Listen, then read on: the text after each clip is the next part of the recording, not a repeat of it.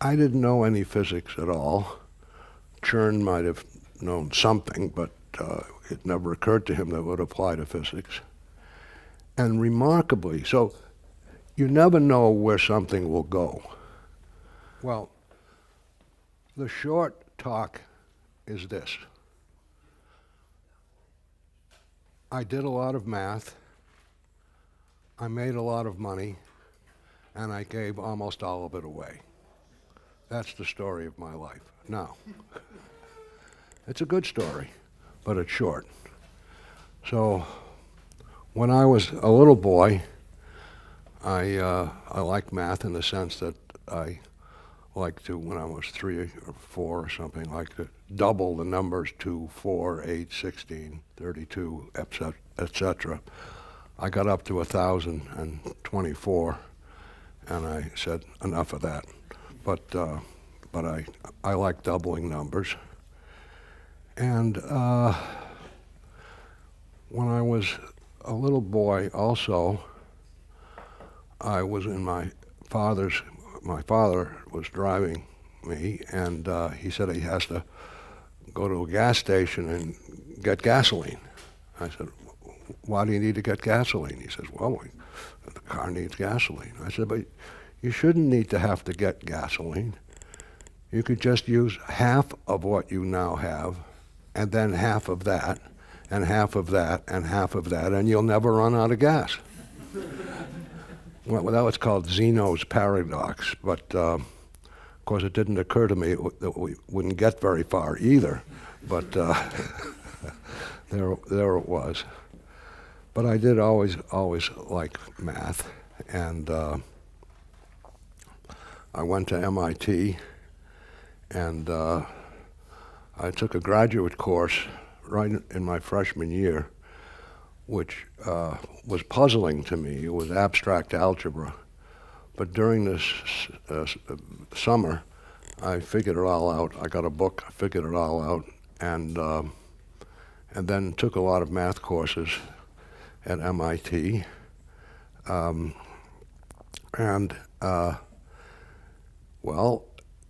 The field that I really liked was called differential geometry. How many of you have ever heard of differential geometry? Okay, the old folks know about differential geometry. Well, differential geometry is a study of curved spaces in many dimensions, typically with a metric on it, so you can see how far apart any 2 points would be. And I really like that field. And well, I went to Berkeley to get my, I graduated MIT in 3 years, so I stayed as a graduate student for a year. And then they told me, you should go to Berkeley. And I said, why should I go to Berkeley? They said, well, the great man in your field, differential geometry, a man named Chern, is just going to Berkeley, and you should work under Chern. So I said, okay. So I went out to Berkeley.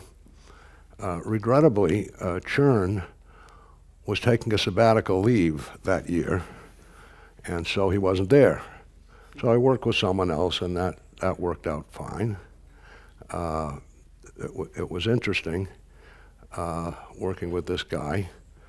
I came up with a little theorem, and I showed it to him, and he said, oh, that's a nice little theorem. It puts in mind an open question, which I won't really describe to you, but don't work on that question. I said, why? He said, because it's too tough. This one worked on it and tried, and that one worked on it and tried. Well, of course, that just sort of got me going, and I said, okay, but I'm going to work on this problem. And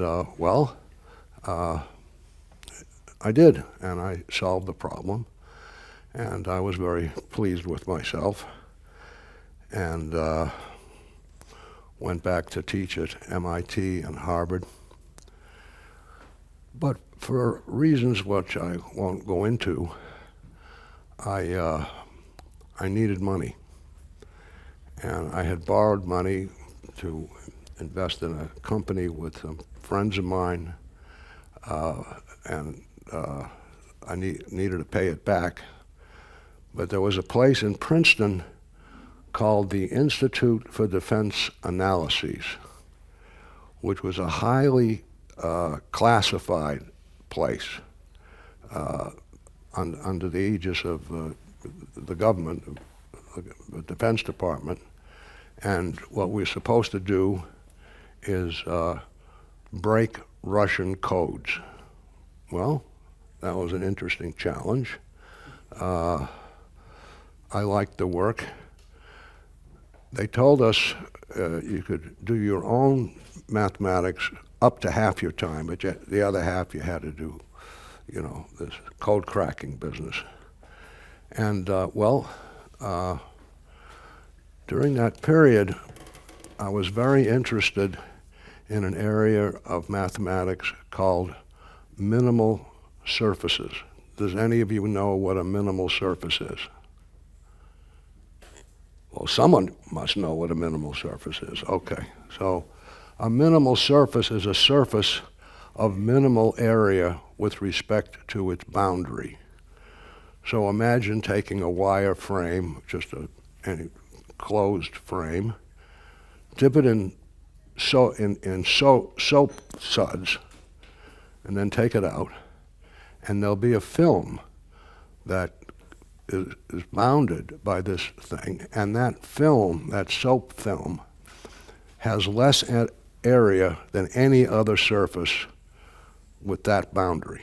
So that's a minimal surface. And the first Fields Prize winner back in maybe 1905 had proved that any such boundary would have a minimal surface, just one, and it would be smooth. It wouldn't have any points or anything like that. It would just be a nice, smooth surface. And as I said, he won the Fields Medal for that.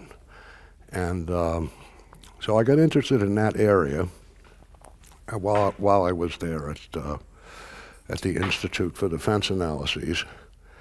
So in my spare time, which was quite a lot, I worked on that problem because in higher dimensions, it was an open problem. Someone had done it in one dimension higher, so that would be a three-dimensional surface with a two-dimensional boundary in four-dimensional space.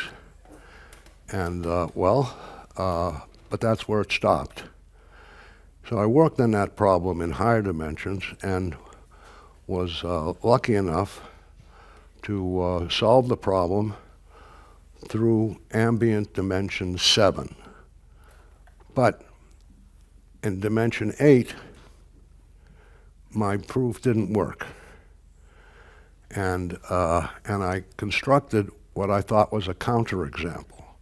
A counterexample is something that you think you've proved a theorem, but someone comes along with an example that shows you didn't prove that theorem because this is a counterexample. So I found what I thought was a counterexample. I couldn't prove it, but a couple of years, and the paper got published. It was a pretty good paper, actually. And but a few years later, a couple of mathematicians, one of whom was named Bombieri, and showed that my counterexample was really a counterexample. So that killed the problem altogether. Well, at a certain point, I came to Stony Brook University. I was 30 years old, to be the chair of their math department, which was not a very strong department. And I was pretty young to be the chairman, but I thought it would be fun. And I had a lot of money to work with because the governor at the time was a guy named Rockefeller. Now, I think everyone has probably heard of the name Rockefeller, but has anyone not heard of the name Rockefeller? Okay, most of you have heard of Rockefeller. Rockefeller loved the State University and was pouring money on it, so I had a lot of money to work with, and hired some terrific people. But at the same time, in that time frame, I started to get interested in another area of math. And I worked on that area and came up with something really quite beautiful in 3 dimensions. It was a function, I can't really describe it, but it lived in 3 dimensions, closed 3-dimensional spaces. And I was quite pleased. I showed it to Chern. I showed it. I sent it by the mail, because in those days there was no email. And Chern said, well, you've done this in 3 dimensions, but it should work in all dimensions. I was very dubious, but I said, okay, let's work together and see. And he was right. It would work in all dimensions. And I was very pleased. We published the paper.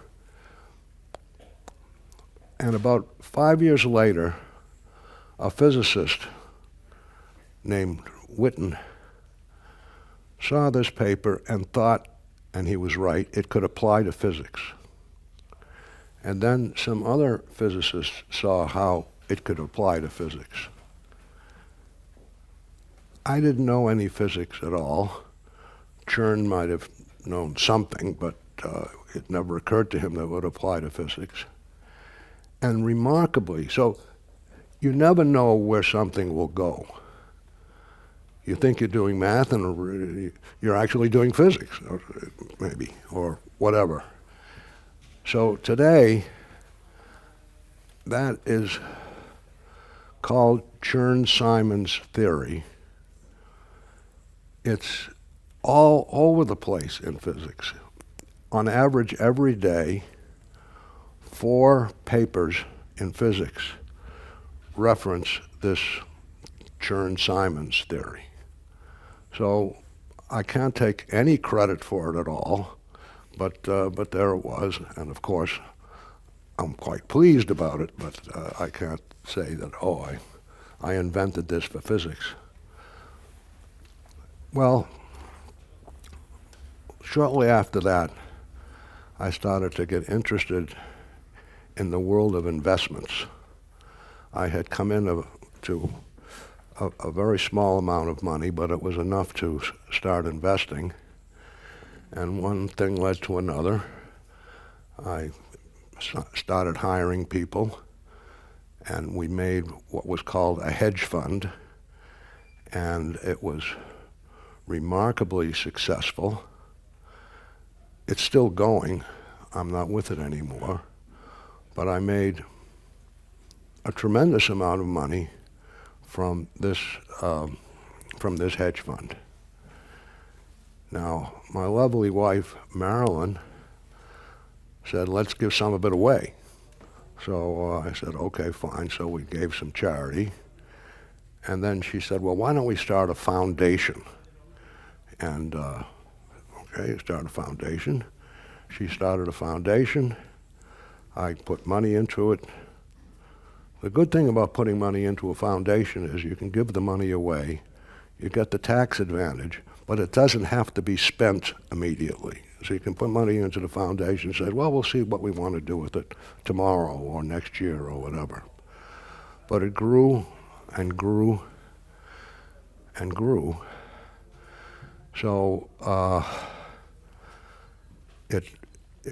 today, we decided to focus on science with our foundation. Focus on science. 90% of it should be science. 60 of that should be basic science, and 30 of that could be translational science, and 10% could be education and outreach and things like that. So today, that foundation is extremely large, and so most of the money that I made was put into the foundation. So I'm not so rich as I was before, but rich enough. And we had this wonderful foundation, and running it most of the time was my wonderful wife. Any questions?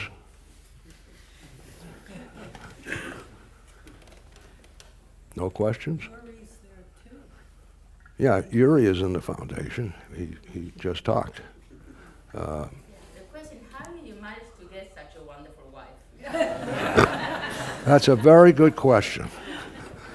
I could go into that, but it's a long story, so so I won't. Any other questions? Okay, good luck to all of you.